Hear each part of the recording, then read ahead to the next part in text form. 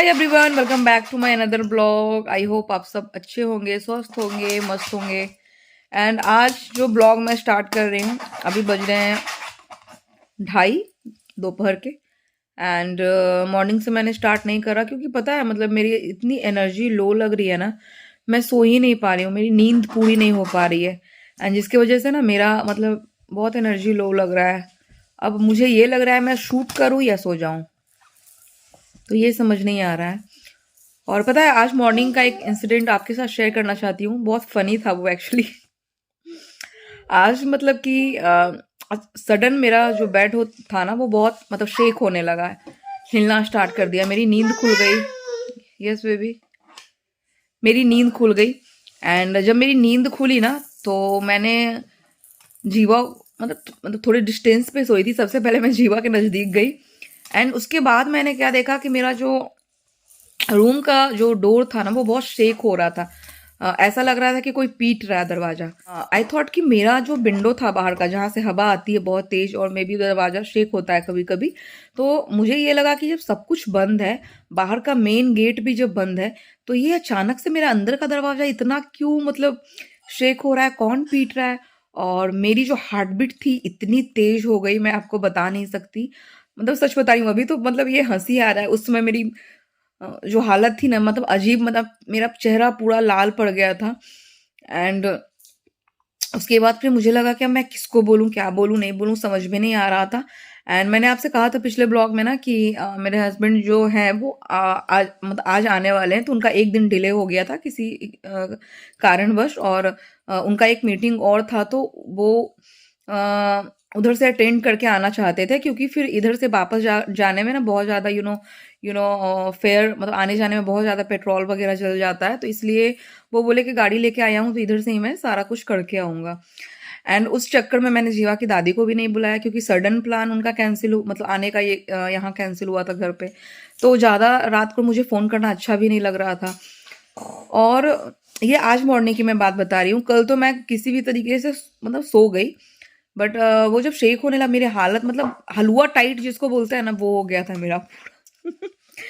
And जब मुझे लगा कि मॉर्निंग का, पता है मेरे माइंड में कुछ और ही थॉट आया था। मतलब जो मैंने अपने लाइफ में एक्सपीरियंस नहीं करा था ना, वो थॉट आया कि लगता है कि जो लाइफ में एक्सपीरियंस नहीं करा आज हो रहा है, अब मैं क्या करूं, किसको बुलाऊं। क्योंकि मेरे माइंड में, सच बता रही हूँ, मुझे ये लगा कि कोई भूत मेरा दरवाजा पीट रहा है। और मेरा हालत बहुत पंक्चर, बहुत पंक्चर। उसके बाद फिर जब मैंने फ़ोन, वो खैर मनाओ कि मेरा फ़ोन जो था ना मेरे बेड के बगल में रखा हुआ था, मैंने सोचा कि मैं किसी को फ़ोन मिलाती हूँ, अब क्या करूँ, मैं किसी को बिल्डिंग में बुलाती हूँ, कैसा सीन हो रहा है। जब मैंने फ़ोन उठाया और मैंने जब फ़ोन देखा, तो आप बिलीव नहीं करोगे, टाइम जो हो रहा था वो 6:45 हो रहा था। जब टाइम 6:45 हो रहा था तो मुझे ये लगा कि 6:45 के आसपास भैया मेरा दरवाजा कोई भूत तो नहीं पीट सकता, क्योंकि मैंने सुना है कि भूत रात को आते हैं।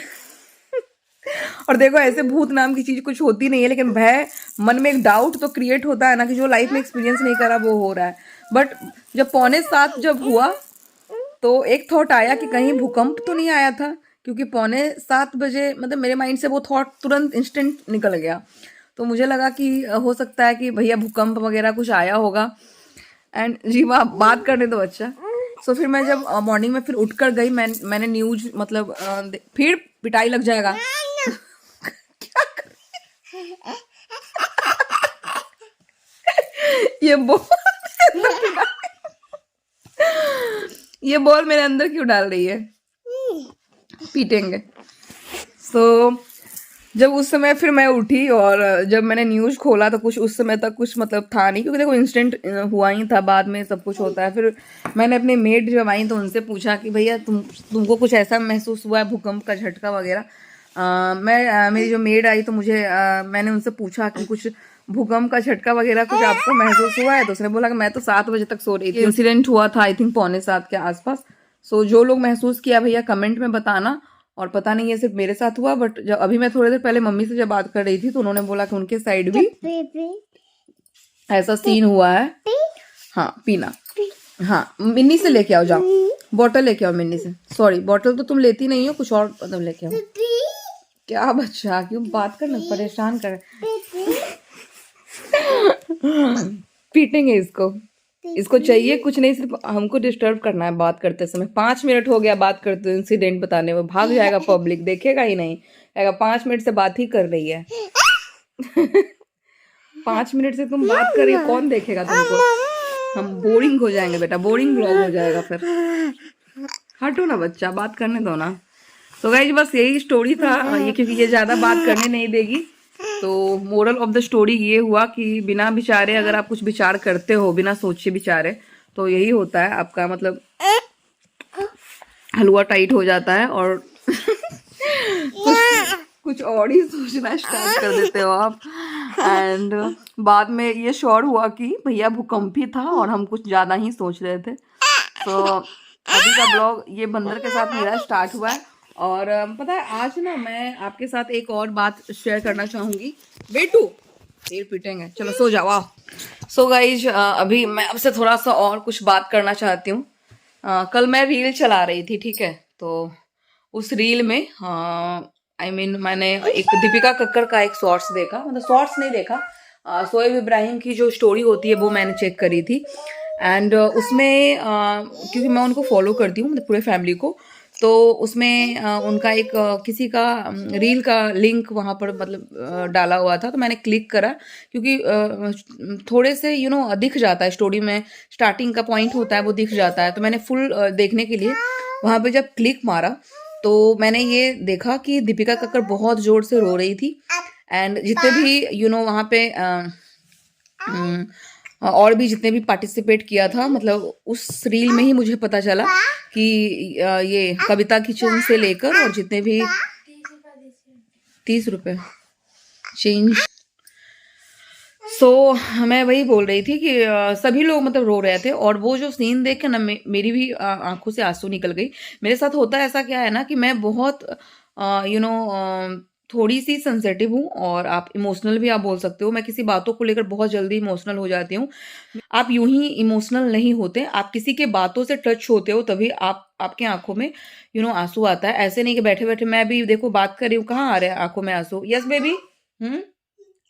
चली गई, अच्छा तुम वापस आ जाओ मेरे पास, आ जाओ बच्चा। तो मेरा आज हेयर मैंने बहुत अजीब सा लग रहा है। मैं वही बोल रही थी। तो वहां पे उन्होंने ये स्टेटमेंट दिया था कि जब वो ब्लॉग करते थे तो उस दौरान जब वो कुकिंग करते थे तो उनके ऊपर यानी बहुत ट्रोलिंग होती थी कि क्या ही करती है, दिन भर सिर्फ खाना ही तो बनाते रहती है, खाना बनाना। हाँ बच्चा नहीं खुल रहा है क्या? गाइस मेरी बेटी बात नहीं करने देती है कहीं। मैं बहुत इंपॉर्टेंट आज बात करने वाली हूँ, आपके बहुत काम आने वाली है, बट आप आ जाओ। नाटक कर रही हो तुम, हमको सब पता है नाटक कर रही हो। इसको मैं किसी चीज में बिजी करूंगी तभी बात कर पाऊंगी, ये बात नहीं करने देगी गाइस।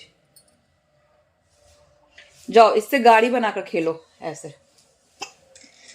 ये देखो मैं क्या दे रही हूँ इसको। हाँ तो मैं बोल रही थी। गाइस जीवा बहुत ज्यादा परेशान कर रही थी जिसकी वजह से मुझे टॉपिक बीच में स्टॉप करना पड़ा। और पता है जब बीच में आप स्टॉप कर देते हो ना तो माइंड में जो थॉट आता रहता है ना वो सडन मतलब कहीं घूमने फिरने चला जाता है। तो यस मैं वही बोल रही थी कि मैंने जब उनका रील देखा तो देखो मुझे तो ये पता था कि वो मास्टर शेफ में गई हैं और कंटिन्यू फॉलो करती हूँ तो पता होता है, बट टाइम की कमी की वजह से मैं कुछ कुछ क्लिप देखती हूँ, पूरा नहीं देख पाती। तो उसमें ये बोल रहे थे कि उनको हमेशा ट्रोल किया जाता था राइट, कि आप खाना बना रहे हो, क्या ही कर रहे हो ब्लॉग में समथिंग। तो उनके साथ जितने भी पार्टिसिपेट करने वाले थे वो सारे रो रहे थे और लिटरली मैं भी रोने लगी वो जो सीन देखकर। देखो वो लोग कुछ एडिट भी कुछ इस तरीके से इमोशनली कर देते हैं, कुछ इमोशनल गाना डाल देते हैं, तो आदमी वैसे ही भर आता है देख के। और मेरी आदत ऐसी है ना, मैं बहुत जल्दी इमोशनल हो जाती हूँ। मे बी देखो आप किसी से कनेक्ट होते हो तभी आप इमोशनल होते हो, ऐसे कोई अभी आपसे मैं बात कर रही हूँ कहाँ रो रही हूँ राइट। तो वैसा कुछ मतलब होता है इंसिडेंट तो आपका निकल आता है। तो उन्होंने एक बात बोली थी कि वो जितनी भी औरतें हैं ना, मतलब उनके बिहाफ पे वो ये चीज़ बोलना चाहती हैं कि खाना बनाना बहुत छोटा काम नहीं होता है। क्योंकि देखो हमें इंडिया में ना हाउस वाइफ को बहुत ही कम आंका जाता है। अरे भैया विदाउट सैलरी तुम्हारा 24 आवर्स तक काम कौन करता है ये बताओ। आप भी अगर देखो कोई जॉब भी करता है या कोई वर्किंग वुमेन होती है ना, तो वो जाती है तो उतने उतने टाइम का उसका शिफ्ट होता है। सोचो हाउस वाइफ जो होती है ना, वो 24 आवर्स तक विदाउट मतलब किसी हेल्प के वो काम करती रहती है। और बाई चांस अगर कोई हेल्प 1-2 घंटे के लिए मिल भी जाता है तो कोई बहुत बड़ी बात नहीं होती है। बच्चे संभालना, घर संभालना, बाहर संभालना, मैं ये नहीं बोल रही कि जो बाहर संभाल रही हैं वर्किंग वुमेन है वो मेहनत नहीं कर रही हैं, उनको तो और भी होता है ना कि वो बाहर भी जा रही हैं, घर भी आकर संभाल रही हैं। बहुत सारी ऐसी औरतें हैं आसपास और वैसे लोग भी हैं। बट जो लोग कम आंकते हैं ना हाउस वाइफ को, जो घर में आप कुछ नहीं कर रहे हो, खाना ही तो बना रहे हो, क्या ब्लॉगिंग कर रहे हो, खाना बनाते दिखा रहे हो, भैया वो बहुत टफ काम होता है खाना बनाना। आपको अप्रिशिएट करना चाहिए किसी को भी, अगर आपको कोई खाना बना कर दे रहा है, आपके लिए कोई कर रहा है। और पता है ये कोई मैन आकर आपको ये नहीं कहेंगे, या आपके हस्बैंड नहीं बोलेंगे, या आपके ब्रदर आकर नहीं बोलेंगे कि क्या कर रही है, सिर्फ खाना तो बना रही है।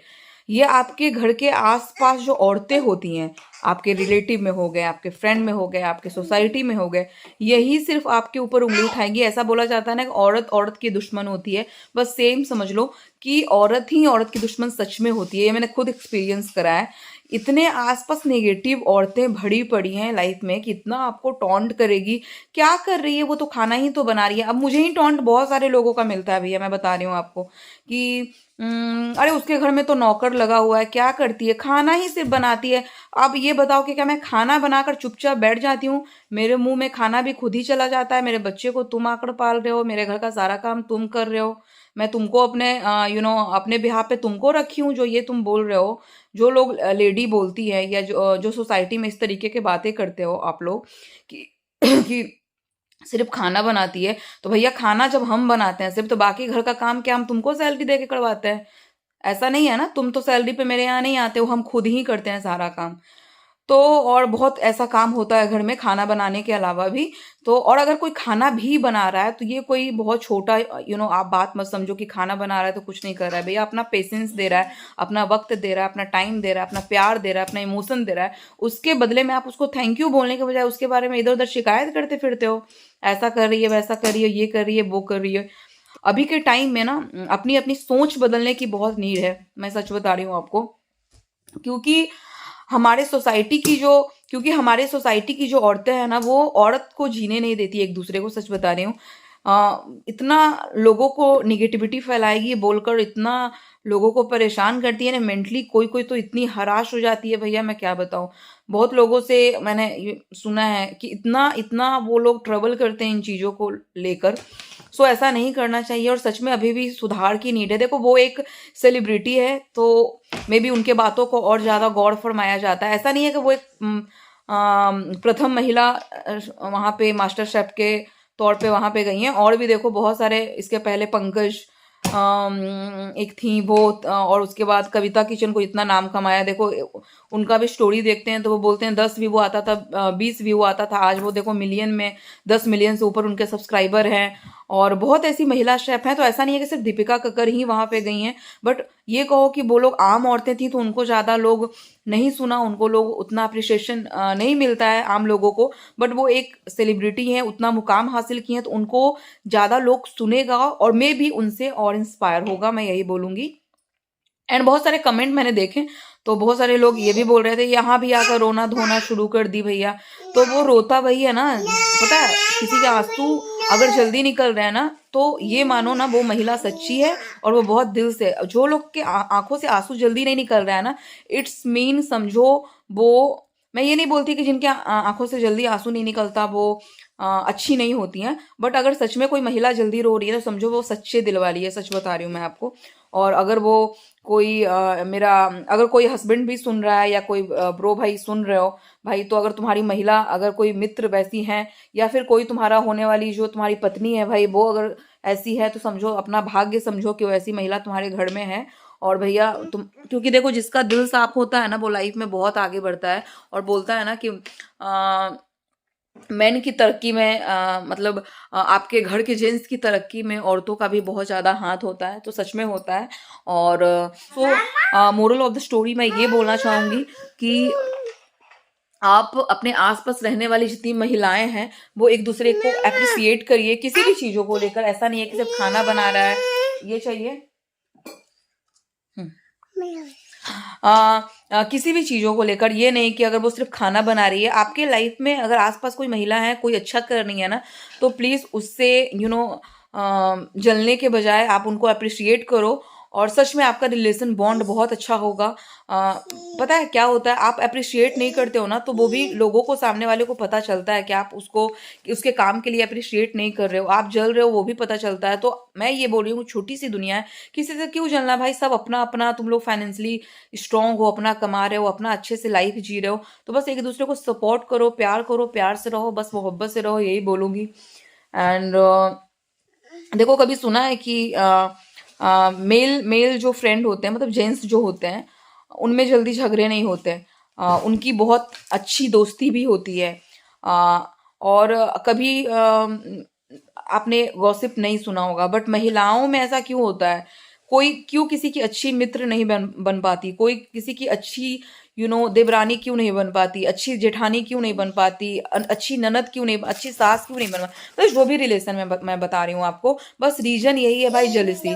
आप अगर जिस दिन जलना छोड़ दोगे ना एक दूसरे से, और आप अपने किस्मत पे सब कुछ छोड़कर, अपने यू नो मेहनत पे बस अपने भरोसा रखो, भगवान पे भरोसा रखो, और एक दूसरे से प्यार से रहने लगोगे ना, और जेलसी खत्म कर दोगे ना, सच बता रही हूँ, जी कर देखो, ऐसा लाइफ बहुत सुकून मिलेगा आपको। और बस आज के लिए इतना ही।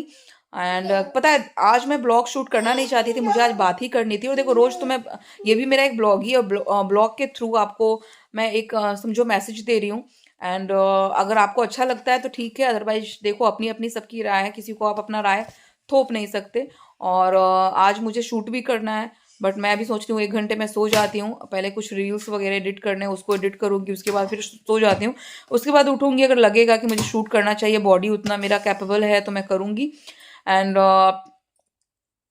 बस आज के लिए इतना ही। और यार, अगर आप जो लोग निगेटिव कमेंट करते हो ना, कि रोना धोना मचाती है समथिंग एंड ऑल दैट, तो कोई ऐसे नहीं रोता है, और वो बहुत अच्छी बंदी है, और उसका फैमिली भी बहुत अच्छा बंदा है। आप देखो, उसके फैमिली में सब लोग अच्छा है। तो जो लोग अच्छे होते हैं ना, उसको अच्छे अच्छे अच्छे बस लोग आसपास मिलते चले जाते हैं। तो मैं यही बोलूँगी, 2025 में निगेटिव लोगों से दूर रहो, जिससे आपसी ऊर्जा मैच नहीं हो रही है, उससे कम वक्त बिताया करो उन लोगों से, और बस अपने काम पे फोकस करो, और इतना मेहनत करो, लाइफ में आगे बढ़ो। एंड बस आज के लिए इतना ही, और मिलेंगे कल के ब्लॉग में। Till then take care, bye bye. अगर मेरा थोड़ा कोई भी बात अगर आपको हर्ट करता है, उसके लिए सॉरी, और अगर कोई बात अच्छी लगती है तो please do like, comment and share, subscribe to my channel.